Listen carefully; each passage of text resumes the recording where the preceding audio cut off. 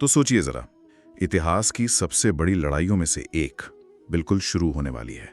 आपकी एक तरफ लाखों सैनिकों की सेना है और दूसरी तरफ सिर्फ एक व्यक्ति जो आपका सारथी बनने को तैयार है। आप किसे चुनेंगे? अर्जुन ने उस एक व्यक्ति को चुना, श्री कृष्ण को। और ये सिर्फ विश्वास नहीं था, ये एक गहरी समझ थी कि असली ताकत बाहर नहीं भीतर होती है। और यही समझ श्रीमद् भगवद गीता के 8वें अध्याय का सार है। यह अध्याय इसी सवाल का जवाब देता है कि जब जीवन की लड़ाई खत्म होती है तो उस अंतिम क्षण में असल में क्या मायने रखता है। बिल्कुल। आज हम गीता के 8वें अध्याय अक्षर ब्रह्म योग की गहराइयों में उतर रहे हैं। पिछले अध्याय में हमने ये समझा था कि ईश्वर इस सृष्टि को चलाते कैसे हैं, लेकिन आज का सवाल थोड़ा और पर्सनल है। आज हमारी पड़ताल का मिशन है, ये ब्रह्म क्या है, अध्यात्म का असली मतलब क्या है, और सबसे बड़ा सवाल, जिंदगी के उस फाइनल एग्जाम यानी मृत्यु के वक्त होता क्या है। इसका सबसे बड़ा अध्याय इसलिए भी खास है क्योंकि उपनिषदों के जो मुश्किल लगने वाले विचार हैं उन्हें बहुत सरल तरीके से हमारे सामने रखता है। अच्छा। इसका सबसे बड़ा आइडिया ये है कि हम मरते वक्त जो सोचते हैं, हमारी चेतना की जो स्थिति होती है, वही हमारी अगली यात्रा तय करती है। सुनने में तो बहुत सीधा लगता है। पर कृष्ण कहते हैं कि अगर आखिरी पल में मन मुझ में यानी परम चेतना में लगा है तो मोक्ष तय है। लेकिन सवाल ये है कि क्या ये सच में इतना आसान है? हाँ, और इसी सवाल से अध्याय की शुरुआत होती है। अर्जुन के मन में भी यही बेचैनी है। वो कृष्ण से एक के बाद एक सवालों की बौछार कर देते हैं। एक तरह का आध्यात्मिक रैपिड फायर राउंड। बिल्कुल। वो पूछते हैं, हे कृष्ण, ये ब्रह्म क्या है जिसका आप जिक्र कर रहे हैं? अध्यात्म क्या चीज है? ये कर्म का असली खेल क्या है? और सबसे जरूरी बात, वो कहते हैं जो लोग जिंदगी भर आपकी भक्ति करते हैं वो आपको उस आखिरी पल में कैसे याद रख पाते हैं, कैसे जानते हैं? अर्जुन के इन सवालों के पीछे की भावना को समझना बहुत जरूरी है। ये सिर्फ एक, आप कह सकते हैं, अकादमिक जिज्ञासा नहीं है। नहीं, बिल्कुल नहीं। ये एक साधक की गहरी बेचैनी है। वो जानना चाहते हैं कि मैं जो भी ये साधना कर रहा हूँ, जो भी कर्म कर रहा हूँ, उसका अंतिम परिणाम क्या होगा। कहीं ऐसा तो नहीं कि आखिरी पल में सब कुछ हाथ से फिसल जाए। ये डर तो शायद हर इंसान के मन में होता है। कहीं ना कहीं होता ही है। तो चलिए देखते हैं कि कृष्ण इन गहरे सवालों का जवाब कैसे देते हैं। सबसे पहले वो 3 बड़े कॉन्सेप्ट्स को परिभाषित करते हैं, ब्रह्म, अध्यात्म और कर्म। वो कहते हैं अक्षरम ब्रह्म परम, यानी जो अविनाशी है, जो कभी नष्ट नहीं हो सकता, वही परम ब्रह्म है। यहाँ कृष्ण की प्रतिभा देखिए। वो ब्रह्म को किसी देवता या किसी स्वर्ग के रूप में नहीं बता रहे। नहीं, बिल्कुल नहीं। वो उसे एक गुण, एक क्वालिटी के रूप में परिभाषित कर रहे हैं, अविनाशी। वो कह रहे हैं कि इस लगातार बदलती दुनिया में एक चीज है जो कभी नहीं बदलती, कभी खत्म नहीं होती। वही परम सत्य है। वही परम सत्य है। ये एक बहुत ही वैज्ञानिक और तार्किक परिभाषा है। और अध्यात्म के बारे में उनका कहना है स्वभावो अध्यात्म मुच्यते। ये तो और भी क्रांतिकारी है। आमतौर पे हम अध्यात्म को पूजा पाठ से जोड़ते हैं। बिल्कुल, हाँ, किसी बाहरी क्रिया से। लेकिन कृष्ण से पूरी तरह से पलट देते हैं। वो अध्यात्म को उसकी सारी बाहरी परतों से आजाद कर रहे हैं। वो कह रहे हैं कि अध्यात्म का मतलब है स्वभाव में स्थित होना, अपने असली स्वरूप को जानना और उसमें टिके रहना। यानी ये कोई कर्म कांड नहीं है, ये आत्म जागरूकता का विज्ञान है। ये इस सवाल का जवाब खोजना है कि मैं कौन हूँ। जब आप अपने मन, शरीर और अहंकार से परे अपनी आत्मा के स्वभाव को पहचान लेते हैं, वही असली अध्यात्म है। तो ये मंदिर जाने के बारे में नहीं है, बल्कि अपने भीतर के मंदिर को खोजने के बारे में है। बिल्कुल। और कर्म की परिभाषा भी उन्होंने बहुत अलग दी है। हाँ, यहाँ कर्म का मतलब सिर्फ हमारे रोजमर्रा के काम नहीं है। कृष्ण कहते हैं भूत भावुद्भव करो विसर्गः कर्म संज्ञितः। इसका मतलब क्या हुआ? इसका गहरा मतलब ये है कि जीवों को उनके भौतिक शरीर में लाने वाली जो प्रक्रिया है, जो उन्हें जन्म और विकास की एक श्रृंखला में डालती है, वही कर्म है। ये हमारे पिछले संकल्पों और इच्छाओं का नतीजा है। वाह, तो ये तीनों परिभाषाएं ही अपने आप में एक पूरा दर्शन है। लेकिन अब उस मुद्दे पर आते हैं जो शायद हम सबको सबसे ज्यादा परेशान करता है, मृत्यु का क्षण।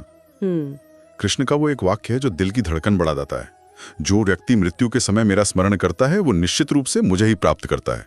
ये एक बहुत शक्तिशाली वादा है, लेकिन ये इतना सीधा नहीं है जितना लगता है। यहीं पर कृष्ण एक बहुत महत्वपूर्ण शर्त जोड़ते हैं जो इस अध्याय का मतलब दिल है। क्या? वो कहते हैं कि व्यक्ति मृत्यु के समय उसी चीज को याद करता है जिसका उसने जीवन भर अभ्यास किया होता है। यम यम वापि स्मरण भावम त्यजत्यन्ते कलेवरम तम तमे वैति कौन्तेय सदा तद्भाव भाविता। एक मिनट। तो इसका मतलब ये हुआ कि वो जो एक आम धारणा है कि जिंदगी भर चाहे जो करो, आखिरी वक्त में राम का नाम ले लेंगे और काम हो जाएगा, वो पूरी तरह से गलत है। ये तो बहुत बड़ी बात है। ये तो जिंदगी जीने के पूरे तरीके पर ही सवाल खड़ा कर देता है। बिल्कुल, ये एक तरह से आध्यात्मिक मसल मेमोरी जैसा है। Muscle memory? हाँ, जैसे अगर किसी खिलाड़ी ने हजारों घंटे बास्केटबॉल शूट करने की प्रैक्टिस की है तो फाइनल मैच के आखिरी सेकंड में उसे सोचना नहीं पड़ता। हाँ, उसका शरीर अपने आप सही मूव ले लेता है। बिल्कुल उसी तरह अगर किसी ने पूरी जिंदगी पैसा, चिंता या नफरत का अभ्यास किया है तो आखिरी पल में उसके दिमाग में अचानक से ईश्वर का विचार कैसे आ जाएगा? सही बात है। मन तो अपनी सबसे पुरानी और गहरी आदत की तरफ ही भागेगा। एग्जैक्टली। ये तो बहुत ही लॉजिकल बात है। हमारा आखिरी विचार हमारे जीवन भर की आदतों का निचोड़ होता है। हाँ। तो फिर इसका समाधान क्या है? कृष्ण इसका एक बहुत ही व्यवहारिक समाधान देते हैं, जो किसी योगी या सन्यासी के लिए नहीं बल्कि अर्जुन जैसे योद्धा और हम जैसे आम इंसानों के लिए है। क्या है वो? वो कहते हैं तस्मात् सर्वेषु कालेषु माम अनुस्मर युध्य च। यानी हर समय मेरा स्मरण भी करो और अपना कर्तव्य निभाते हुए युद्ध भी करो। हाँ, ये तो कमाल का आइडिया है। वो ये नहीं कह रहे हैं कि सब कुछ छोड़कर जंगल चले जाओ, वो कह रहे हैं दोनों काम एक साथ करो। लेकिन ये मुमकिन कैसे है? इसे ऐसे समझिए जैसे आपके कंप्यूटर पर एक जरूरी फाइल डाउनलोड हो रही है, वो बैकग्राउंड में चल रही है। ठीक है। आप सामने ईमेल लिख रहे हैं, मीटिंग कर रहे हैं, लेकिन आपके दिमाग का एक हिस्सा उस डाउनलोड पर नजर रखे हुए है। ये तो होता है। बिल्कुल, कृष्ण यही कह रहे हैं। अपनी चेतना का एक धागा हमेशा परमात्मा से जोड़कर रखो और फिर दुनिया के सारे काम करो। अपने मन और बुद्धि को मुझे समर्पित कर दो और फिर अपने हाथ पैर से अपना कर्म करो। मतलब भक्ति और कर्तव्य के बीच एक संतुलन, ये सिर्फ याद करना नहीं है, ये एक तरह की जागरूकता है। बिल्कुल। ठीक है, तो अगर कोई इस अभ्यास में सफल हो जाता है तो उसकी यात्रा कहाँ खत्म होती है? कृष्ण अपने परम धाम का जिक्र करते हैं। ये क्या है? कृष्ण बताते हैं कि इस ब्रह्मांड में ब्रह्मा के लोक तक जितने भी ऊंचे से ऊंचे लोक हैं वे सब नाशवान हैं। सब वहां जाने वाले को सुख मिलता है, लेकिन पुण्य खत्म होने पर वापस जन्म लेना पड़ता है। पर इन सबसे परे एक और लोक है जो अविनाशी है, शाश्वत है, वो उनका परम धाम है। वहां पहुंचने के बाद जन्म मृत्यु का चक्र खत्म, हमेशा के लिए। और वहां तक पहुंचने के लिए उन्होंने दो मार्गों का जिक्र किया है, एक प्रकाश का और एक अंधकार का। ये सुनने में बहुत रहस्यमय लगता है ना? हाँ, पहली बार में लगता है। हाँ, वो कहते हैं कि जो शुक्ल पक्ष और उत्तरायण में मरते हैं वो वापस नहीं आते, और जो कृष्ण पक्ष और दक्षिणायन में मरते हैं वो वापस आते हैं। तो क्या हमें अपनी मृत्यु का समय ज्योतिष से चुनना होगा? ये तो हमारे हाथ में ही नहीं है। यहीं पर कृष्ण सीधे साधे शब्दों के पीछे एक गहरा प्रतीक छिपा रहे हैं। ये दो रास्ते असल में ज्योतिष के बारे में नहीं बल्कि चेतना की दो अलग अलग अवस्थाओं के बारे में है। अच्छा। प्रकाश का मार्ग यानी शुक्ल पक्ष और उत्तरायण ज्ञान और जागरूकता का प्रतीक है। जब कोई योगी पूरी तरह से ज्ञान और प्रकाश की अवस्था में शरीर छोड़ता है तो वो परम सत्य में विलीन हो जाता है। और अंधकार का मार्ग? वो अज्ञान, मोह और सांसारिक इच्छाओं का प्रतीक है।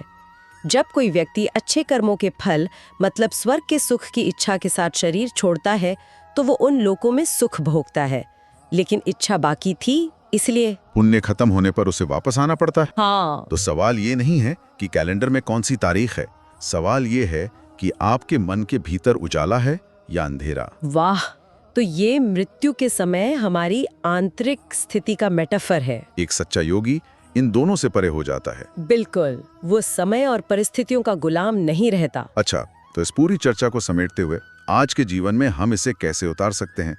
श्रुत में ध्यान की प्रक्रिया का भी जिक्र है। हाँ, और वो वर्णन बहुत ही यथार्थवादी है। जब कोई ध्यान में बैठता है तो क्या होता है? शांति नहीं मिलती। नहीं, बल्कि मन के भीतर विचारों की बाढ़ आ जाती है। बचपन की कोई याद, ऑफिस का तनाव, भविष्य की चिंता, सब एक साथ दिमाग में नाचने लगता है। यही तो असली युद्ध है।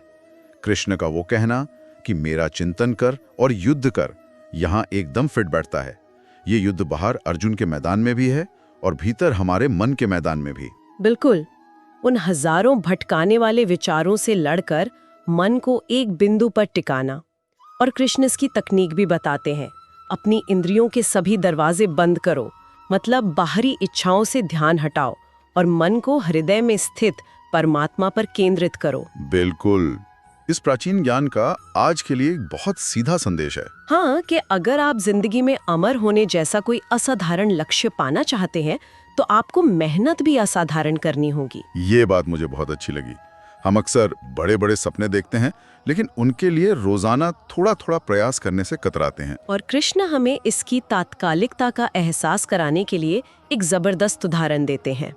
वो ब्रह्मा के एक दिन की तुलना करते हैं। ब्रह्मा का सिर्फ एक दिन पृथ्वी के अरबों सालों के बराबर है। अरबों साल? ये ब्रह्मांड इतना विशाल और अनंत है और उसके सामने हमारा 80-90 साल का जीवन एक पलक झपकने जैसा है।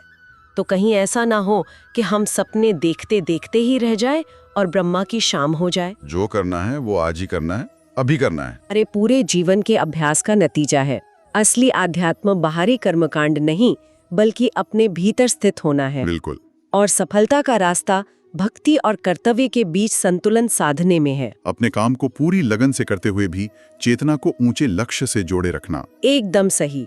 ये अध्याय हमें याद दिलाता है कि हमारा हर दिन, हमारा हर विचार एक अभ्यास है जो हमारे अंतिम गंतव्य की तैयारी कर रहा है। और इसी के साथ हम अपने श्रोताओं के लिए एक सवाल छोड़कर आज की चर्चा समाप्त करते हैं। जरूर। स्रोत हमें बताता है कि जीवन भर का अभ्यास ही अंतिम क्षण को निर्धारित करता है।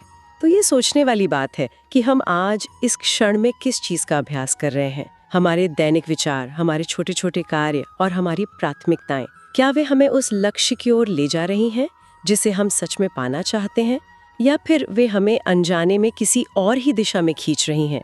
जिस गाने को हम दिन भर अपने मन में गुनगुनाते हैं, अंत में वही जुबान पर आता है। सवाल ये है कि हमारे मन का वो गाना कौन सा है।